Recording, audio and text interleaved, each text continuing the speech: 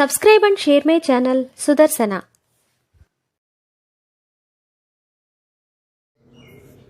ఓం శ్రీ లక్ష్మీ నృసింహస్వామిని నమః. శ్రీ గురుభ్యో నమః. నరసింహ శతకము 37వ పద్యము. కాయమెంత భయానగా పాడిననుగాని ధాత్రిలో నది చూడదక్కబోదు. ఏ వేళనే రోగమే మరించునో సత్వమొందగజేయనే చందమునను. ఔషధంబులు మంచివనుభవించిన గాని కర్మక్షీణంబైనగా కవిడదు.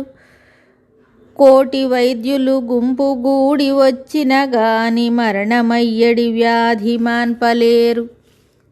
జీవుని ప్రయాణ కాలంబు సిద్ధమైన నిలుచునా దేహమిందొక్క నిమిషమైన.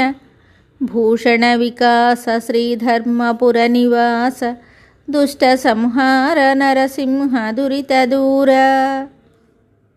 ఈ పద్యమునకు భావము: ఓ నరసింహస్వామి, ఎంత జాగ్రత్తగా ఈ శరీరమును కాపాడినను ఇది స్థిరముగా ఉండబోదు. ఏనాడు ఏ రోగమొచ్చి మోసగించునో.